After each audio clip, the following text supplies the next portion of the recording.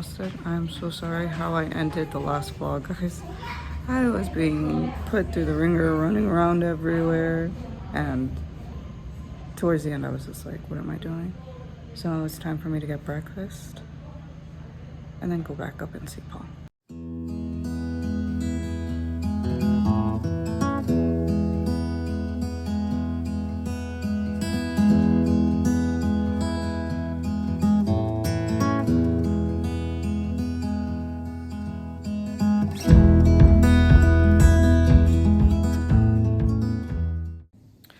Woo! Alrighty guys, so I am in Paul's room. Paul is using the bathroom, so of course I'm gonna give him his privacy. You guys don't need to see that. You know, he's been doing fabulous. I'm so proud of him. He's, you know, a little strained on the toilet. Physical therapist came in, said Paul is doing great on mobility. Doctor came in, gave us our goals that we have to hit. So today Paul is gonna get a sponge bath. Tomorrow they would like him to shower. And today they're also changing up his diet to a little bit more solid foods. So we have a couple things to hit. We thought he was going to be leaving Sunday. Perfectly fine. He's still on track, but they believe with all the goals they have set, it's going to be Monday, Tuesday, the latest. So it just depends on Paul and how he's doing. So we have a couple of goals to hit, such as Paul's sponge bath. You know, he has to be able to move around for that. Then Paul has to walk up and down the hallway at least 3 times today. And then Paul has a goal of right now to blow on this 10 times. What is this? This is to help with his lung capacity and get him back breathing again. Paul will explain because I don't really know. I'm over here explaining something I don't get. Let me go help Paul be supportive because, yeah, he's on the toilet, like I said, guys. I got you. I got you.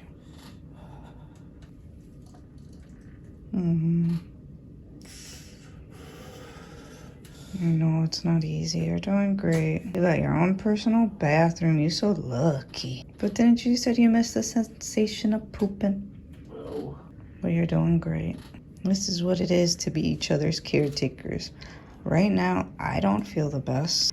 I am pushing through. I'm A-okay for Paul. Aren't I your little cheerleader? Go Paul. Go Paul. I want by my side. Hey guys, so Paul is back in bed and we're watching some Disney Plus right now. Let me just show you guys some hospitals here in Florida are amazing. We are staying in one of the hospitals that are, I think, like the oldest in Central Florida. Yeah. They've renovated it. They've renovated it, but not this room apparently. Like the curtains are broken. Look at this room. Look at this room. Like everything's old. You guys ready to go back in time? Retrospect! We got a VCR! We have a VCR, guys. But, of course, me and Paul are not no oldies. We ain't from that generation. The great generation. The great times. The land before times. We just got our Fire Stick. Hooked it up. There goes the dogs. That's how you do it. We're so smart. Then I am on a Murphy bed. Guys, I'm going to be honest. Yesterday, gearing up for this surgery, I am so stressed out. But let me tell you, this bed was like a cloud to me. I was like, even the nurses are coming in, they're like, you were sleeping heavy. And I was like, really? They're like, yeah. And I'm like, I was exhausted. So yeah, we have a beautiful view. I mean, you can't tell, but there is the helicopter pad right there. And a fun fact I don't think we've ever really said on their channel, Paul is actually a plane guy. He loves planes, helicopters, things like that. He's a little weird about it. Like, I mean, he knows models. Like, he's actually quite fascinated with it. So it's like cars, but cars in the air for him. In my family, there's probably been like 15 pilots between helicopters and airplanes. Paul says he probably would have been a pilot, but Paul's mom would never allow that. Like, no. She's protective of him, so no. I had 2 cousins who died in a helicopter crash. Yeah. So that was years ago, but my mom's like, you're never getting on this. She will literally beat me if I try to fly a helicopter. Like a passion of Paul that is so natural. That's what I want to say. Like, I don't know how I know some of these things. Sometimes when we're booking a flight, he's like, what plane is it? I'm like, it's this plane. He's like, I'm not getting on that. I know this, like, he knows so much facts about it. I'm like, Yeah, I'm not gonna get on a. where do you read this I'm not stuff? getting on a DC-10 from the 70s. No, I'm not doing that. Me, I'm like, if it goes in the air, it works out. But we have this beautiful helicopter pad right here. Let me see if you guys can see it. Yeah, right there. So the nurses actually, when we came into this room, said that you'll probably see helicopters coming in every hour or so. So we saw like 3 helicopters land yesterday. But Paul did not see that because he was K'd out, knocked out on drugs. So Paul has a plethora of things going. Some nice liquid, some Tylenol. Well, your Tylenol's already done. You slurped that up. Yeah, it's only runs over 15 minutes. How you doing? Tell us about your experience so far. I'm high. So when we came to the hospital, we were pretty much on time. They told me arrival is at 7. Oh yeah. I waited forever in patient registration downstairs because their printer for my band wasn't working. Yeah, it wasn't. So they had to wait for somebody to bring it from another part of the hospital. Once they did, we came up to the pre-op. I was called almost instantly. Instantaneously. Guys, I remember it was 8 o'clock exactly. Okay, let me take over. Paul's in pain. And literally, I was in the waiting room. They called me back in 16 minutes, and they're like, okay, it's your final goodbyes. Like, say bye. Final, but like, say bye before the surgery. And I was just like, wait, well, like, what stage is he in? Did they even put in the IV? They're like, no, he's already with medication in him. He's pretty high as is, so go say bye. I was like, it's been 16 minutes, literally. Yeah, they got him ready in surgery in under 20 minutes. Because I was told my surgery was at 9 and to arrive at 7. My surgery was at 8:30, actually. They didn't tell me that. Yep. So it's like 8 something at this point. They're like, we are rushing. And I had 4 nurses on me prepping me for surgery. So I had one on each side doing IVs, one putting on like the chest little things, you know, the oxygen, this, that, the other, recording everything. And then another one was shaving me. Yeah, Paul was just like, why so much so quickly? Like the nurse said, she's like, they're going to come really fast because they want to keep the schedule. Yeah. So I had 4 nurses on me doing stuff. But Paul told them, he was just like, they told me my arrival was at 7 and I told him, I got caught up at patient registration. It's not my fault. I was literally in the building. Yeah, but... So, it's whatever. But they were nice. They're like, it's okay. That's why 4 of them were doing everything quickly. Yeah. And then the surgeon comes by. He said hi. And he just explained to me what's going to happen. That thankfully, I was able to reverse. No problems.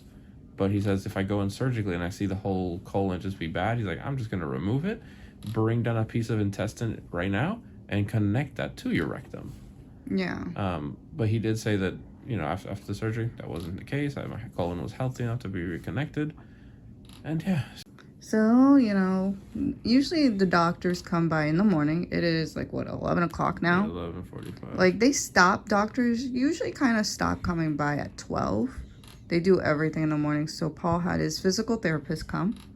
They said he did wonderful for being somebody less than 24 hours out of surgery. He's pretty great on track. They said usually people where he's at his stage don't have such great mobility. Yeah, I can move my legs, pick my legs up without being in pain. That's great. I can scoot to the bed. I need a little bit of help to actually like get up, sit up. Yeah. But I can stand on my own, walk around, sit down on my own. So yeah, we're getting there. They, like I said, they did have a couple goals for Paul today, such as walking about 3 times today. He has to use this 10 times today. What's the point of this again? Like, you do better explanations. Even when you're high, you explain better than I do. That is a spirometer. What it is you blow into this tube. This little thing goes up to where it's supposed to be. And this big puck-looking thing goes all the way up as far as how long you can keep it going. Can you give us a demonstration? What happens is after a surgery, if you don't know, you get shortness of breath. You can't really breathe because you're in pain. Yeah. Right? Like, just doing that, I feel pain here. So this is supposed to help expand your lungs and get you back to normal. Your normalcy, yeah. Let's see it.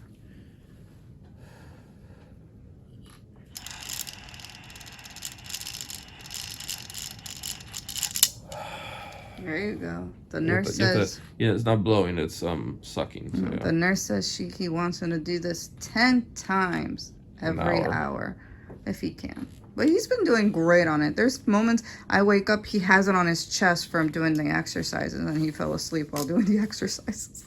All right, guys, we did a lot of talking. I'm in a lot of discomfort because, like I said, even I'm not doing my best. I'm not 100%, but I'm pushing. I'm being positive for Paul because that's what we do for each other.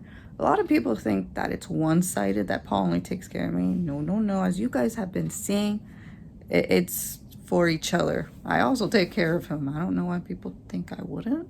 I throw him to the side. I throw him to the dogs. But we're going to take it easy. Paul needs to rest. He did get a couple cocktails in him right now. And I feel good. yeah, I'm just going to lay down too.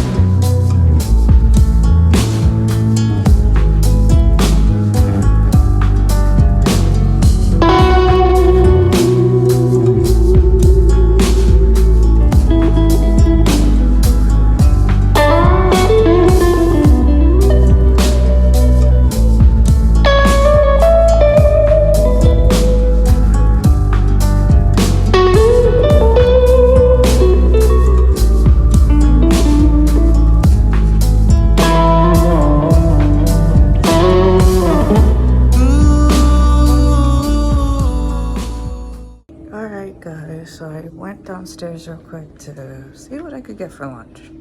Nibble on something. Let's go do this.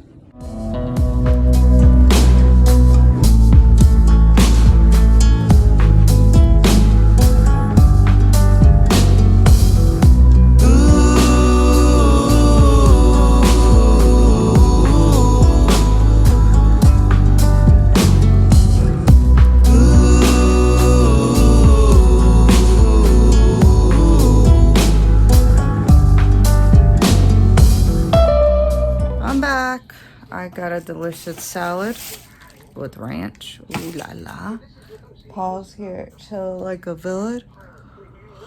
Alright guys, I think this is where we're gonna end it. Do not worry, we're gonna pick it back up very soon and shortly because we got a couple other goals to hit and you're gonna be along for that journey, guys, because you guys been through it with us since Paul got the ostomy, so you guys got to be here too for the finalized goals that will finally be able to be the stamp of finishing this adventure. Right, Paul? All right, guys. Do not forget to like, share, and subscribe. It truly means the world to us, and it helps us educate others on people who are also going through this. And do not forget to push that notification bell so you guys can get notified when we do post, which is on Tuesdays and Thursdays. So stay tuned for so much more updates because the journey's not going to end here yet, guys. We still have to get Paul home and get him comfortable and get that going. Guys, for now, adieu and goodbye.